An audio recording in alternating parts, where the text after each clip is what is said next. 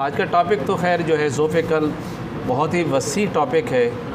अगर इस पे बात शुरू कर दी जाए तो शायद मैं ही सब का वक्त ले जाऊं और बाकी टाइम ना दे सकूं, लेकिन फिर भी कोशिश करूंगा जितने इख्तिसार के साथ अपनी बात को जो है वो समेट सकूं। ज़ोफ़े कल्ब से मुराद ये है कि जब हम किसी मरीज़ का नब्ज़ पे हाथ रखते हैं तो हमें लगता है कि उसकी नब्ज़ बहुत सुस्त और आहिस्ता चल रही है, यानी नब्ज़ का 1 मिनट के अंदर जो दौरानिया है वो कम हो जाता है। लेकिन पहले हमें ये भी तो इल्म होना चाहिए कि 1 मिनट के अंदर इसका नॉर्मल दौरानिया क्या होता है, नंबर ऑफ़ बीट्स इन पर मिनट क्या होते हैं। जैसे बहुत सारे दोस्त हमारे पास मरीज़ ऐसे भी आए हैं जो जिनकी दिल की रफ़्तार बहुत बड़ी हुई थी, और बहुत से लोग ऐसे भी हैं जिनकी दिल की रफ़्तार इंतहाई सुस्त थी। तो क्या स्टैंडर्ड हम रखेंगे कि इतनी अगर दिल की रफ़्तार फ़ी मिनट होगी तो वो सुस्त कहलाएगी, और इससे ज़्यादा होगी तो तेज़ कहलाएगी।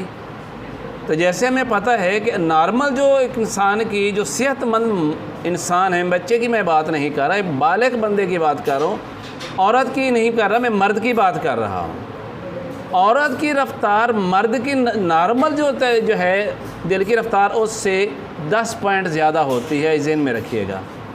मर्द की जो है वो 60 से लेकर 100 तक अगर है तो हम इसे कहेंगे इसका जो पल्स रेट है, पल्स हम कहते हैं नब्ज़ को, तो ये नब्ज़ की 1 मिनट के अंदर जो रफ़्तार है वो बिल्कुल नॉर्मल है। और अगर वो 60 से 50 हो जाए तो भी हम उसे नॉर्मल कंसिडर करेंगे, नॉर्मल कहेंगे नहीं, हम कहेंगे ठीक है गुजारा हो रहा है। लेकिन अगर ये 50 से नीचे चला जाए तो फिर हम इसे कहते हैं कि ये ज़ोफ़ हो गया है, इसका दिल जो है उसमें कमज़ोरी आ गई है और इसके दिल की रफ़्तार कम हो गई है। इसे मैं समझता हूँ कि ये ज़ोफ़े कल्ब है, जो मैं इसकी तशरीह समझ सका हूँ। अब हम देखते हैं कि अब इसको मज़ीद आगे बढ़ाते हुए अगर हमें दिल की बेसिक्स के ऊपर, यानी दिल की एनाटॉमी को अगर हम थोड़ा सा समझ लें तो फिर दिल की रफ़्तार ज़्यादा या कम होने का जो है वो उसको भी हम बड़े आसानी के साथ समझ सकेंगे। पहला सवाल तो हमारा अभी तक यही चलता रहा कि दिल की हरकत अपनी ज़ाती है या किसी और की वजह से दिमाग से हुक्म मिल रहा है, वो हरकत कर रहा है, या कहीं और से ऑर्डर आ रहा है इसको। पहले तो थोड़ा सा इसको एक्सप्लेन कर लिया जाए तो हमें बात समझ में आ जाएगी इस वक्त तक इस पर जो तहकीक हो चुकी है वो क्या थी। नहीं आपको पता है माशाल्लाह दिल की जो है 4 खाने होते हैं। अगर हम इसको थोड़ा सा यूं डायग्राम इसका बना लें,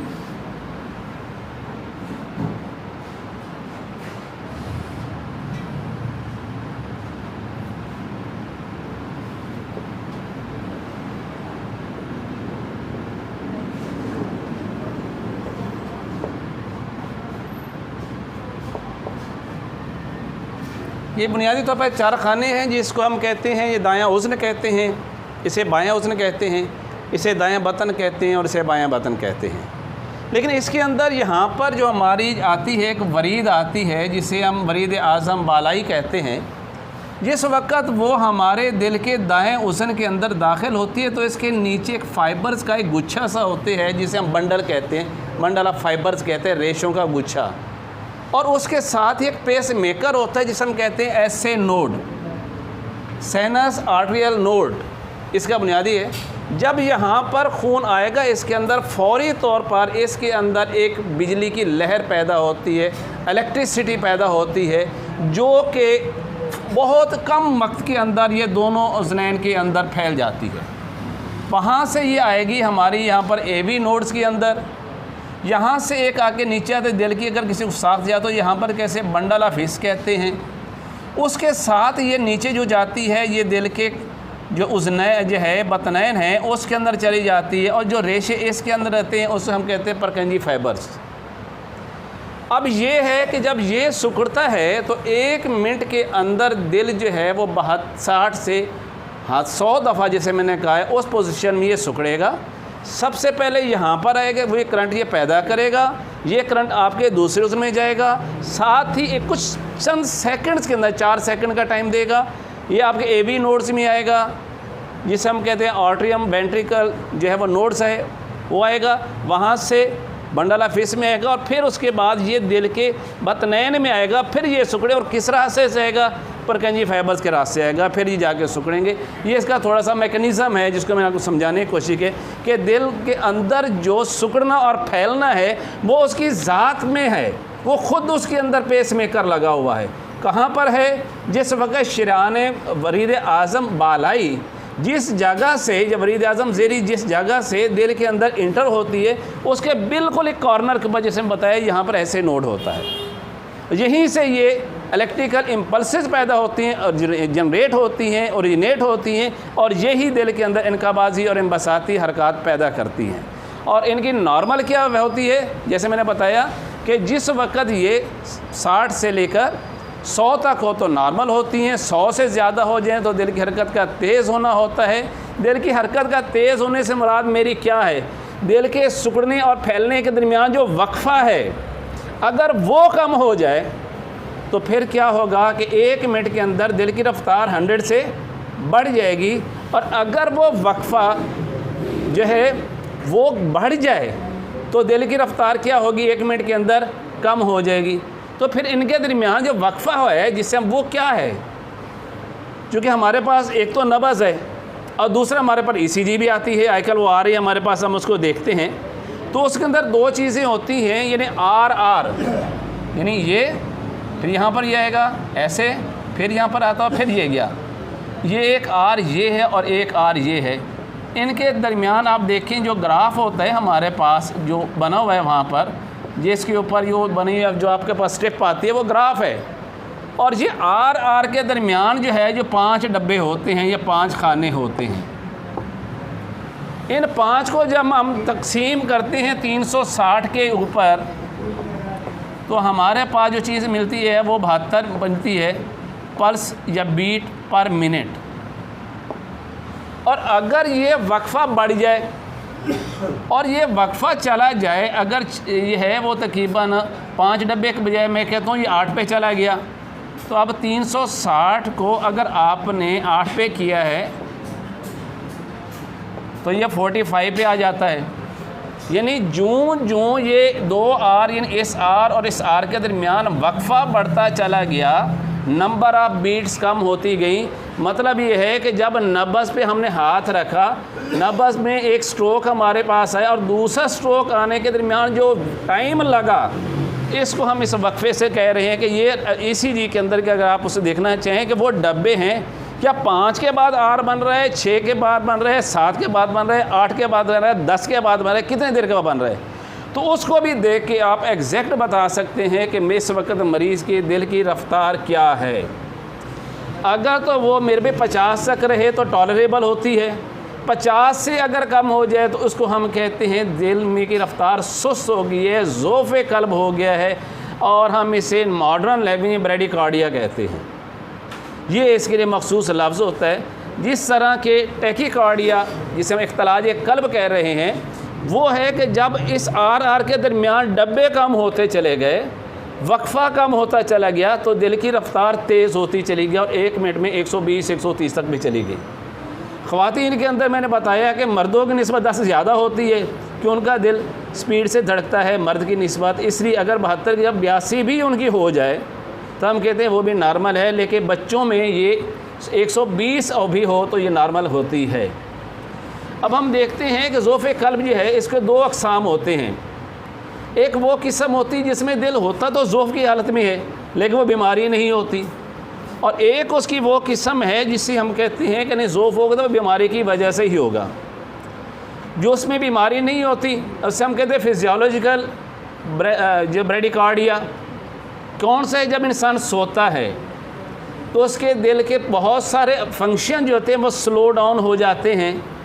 तो क्या होता है कि दिल के जो बाकी जिस्म को खून की सप्लाई है, ऑक्सीजन की सप्लाई है, उसकी ज़रूरत भी कम रह जाएगी, तो दिल ऐसा धड़केगा। मतलब दिल की रफ़्तार हो सकता है 50 या 50 से नीचे भी चली जाए तो हम उसे बीमारी नहीं कहेंगे। जैसे ही इंसान नींद से बेदार होगा फिर वो वापस नॉर्मल पे आ जाएगी। दूसरे वो लोग जो एथलीट होते हैं, मेहनत कश होते हैं, बहुत ज़्यादा काम करते हैं, तो उनकी आम हालत उनका क्या होता है, जब भी देखे एक्सरसाइज किया हमारे मसल्स बन गए, तो वो जो एथलीट होते हैं, ख़ास पर वो लोग जो रनर होते हैं, जो भागने वाले लोग होते हैं, जो ज़्यादा रेस में हिस्सा लेने वाले होते हैं, जो साइकिलिंग जो कर रहे होते हैं, उनमें इतना ज़्यादा वो उनका दिल जो है वो काम करता है कि वो उनके मसल्स मजबूत हो जाते हैं और उनके दिल की रफ्तार जो है वो कम होती है आम बंदे की निस्बत। अगर वो ज़्यादातर से इख्तलाल शुरू हो जाएगा तो क्या होता है, उनका दिल की रफ्तार अगर मैक्सिमम तो 30 भी हो तो भी नॉर्मल होगी, क्योंकि उनके दिल के पट्टे इतने मजबूत होते हैं कि एक वक्त में इतना ब्लड बॉडी को सप्लाई कर देते हैं जिससे उसे ऑक्सीजन और ब्लड पूरी मिकदार में पहुंच जाएगा और उसे किसी किस्म की कोई अलामत नहीं आएगी। हम नेक्स्ट चल के इसमें बात करेंगे कि अगर किसी इख्तिलाज ज़ोफ़े क़ल्ब हो गया है तो इसमें अलामत क्या होंगी, फिर वो क्यों पैदा होती हैं और उसके इलाज हम क्या करेंगे, इसके ऊपर बड़ी डिटेल से मैं कोशिश करूँगा कि आपको कुछ गुज़ार कर सकूँ।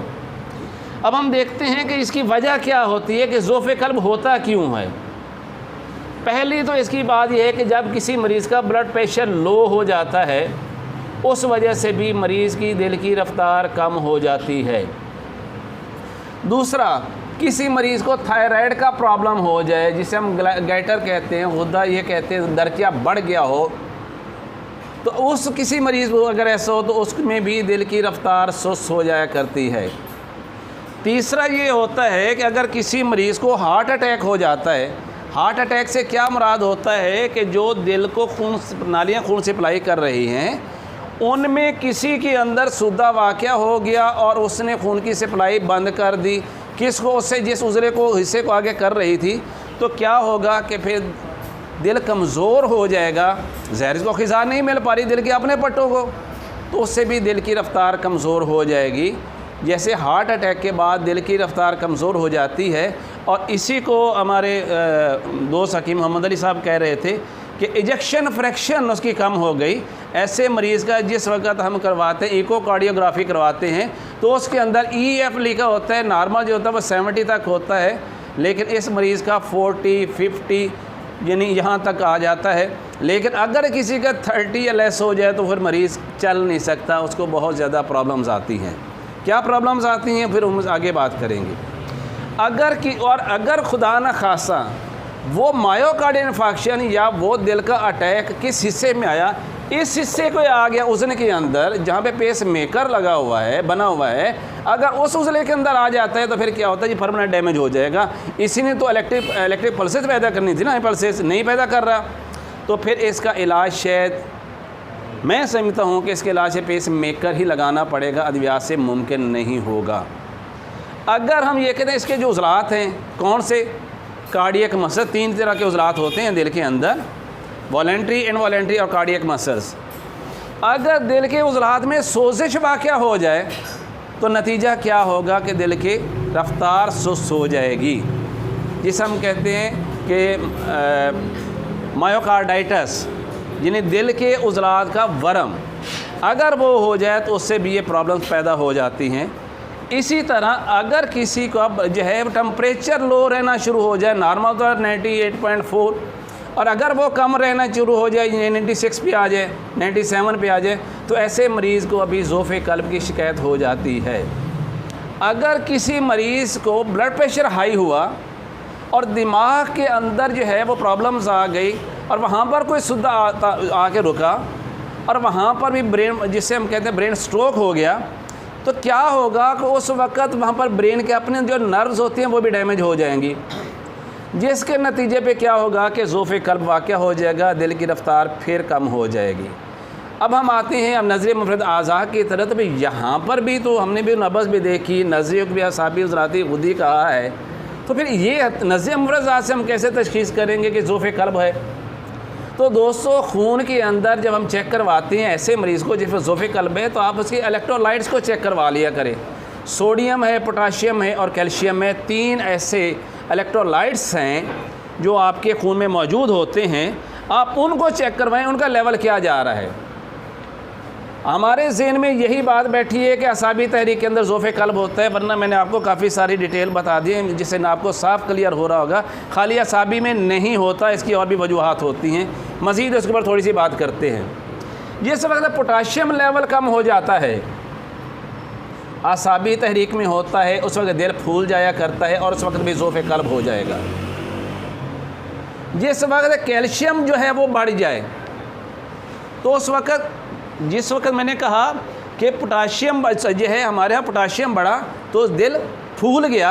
और जब कैल्शियम बढ़ा तो दिल की नालियों में सुकेड़ वाक़या हो गया। जब सुकेड़ हुआ तब भी खून सप्लाई पूरा नहीं हो रहा दिल के उज़लात को, और उज़लात के अंदर ज़ोफ़ वाक़या हो जाएगा। एक कंसेप्ट तो है कि वहाँ पर जनाब ये नालियाँ तंग हुई तो खून बढ़ेगा, नहीं भाई, तंग है, उतना सफिशेंट मिकदार में मिल ही नहीं रहा, जिसे हम कहते हैं कि अगर खून कैल्शियम ज़्यादा होगा तो भी दिल की रफ्तार फिर क्या होगी, उसमें भी ज़ोफ़ वाक़या हो जाता है, और वहाँ पर भी दिल जो खून सप्लाई नहीं हो पाएगा। इसके अलावा आर्थरोस्क्लेरोसिस प्रॉब्लम हम कहते हैं, अगर खून की नालियाँ जो दिल को खून सप्लाई कर रहे हैं उसमें कोई एथ्रोमा वाक़या हो जाए, उसके अंदर खून के क्लॉट्स बन जाए, उसके अंदर प्लेटलेट्स जमा हो जाए, तब भी वो उज़ला जो दिल को खून सप्लाई नहीं हो पाएगा, तो क्या होगा, दिल में ज़ोफ़ वाक़या हो जाएगा। हम अक्सर कहते हैं दिल के वाल्व, ये एक दिल जो भाई है, एक चीज़ याद रखिएगा, 95% दिल के जो अमराज होते हैं, जो वारिद होते हैं, वो आपके लेफ़्ट वेंट्रिकल में होते हैं, मतलब बाएं बतन में वाक़या होते हैं, क्योंकि इसी के ऊपर सबसे ज़्यादा लोड होता है और इसी के मसल सबसे ज़्यादा मजबूत होते हैं। इसके अंदर एक वाल्व है जो आपके इस उज़न से लेफ़्ट जो आर्टरम से, या लेफ़्ट क्या कहते हैं, बाएं उज़न से बाएं बतन तक जो खून सप्लाई नीचे आ रहा होता है, जब इसके वाल के अंदर ख़राबी वाक़या हो जाती है तो फिर क्या होता है, रिग्रेशन स्टार्ट हो जाती है, खून वापस जाना, जिसे लीक करना है, वहाँ लीक हो गया। उससे क्या होगा कि खून जो वापस इधर आना था, जब ये हमारा वेंट्रिकल या उज़न सुखड़ेगा तो खून बजाय एरोटा में पूरा जाने के वापस जाएगा इसके अंदर,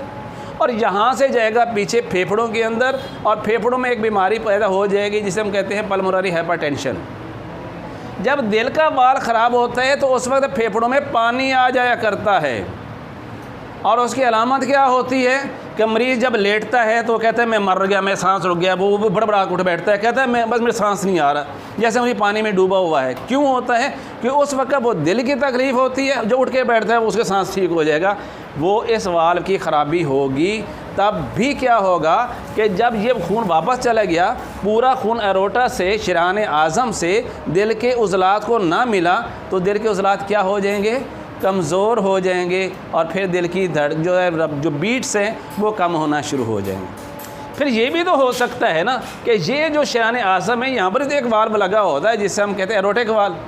अगर इसमें ख़राबी हो जाए और तंगी वाक़या हो जाए, ये तो पूरी तरह सुकड़ा, लेकिन इसमें क्या हुआ,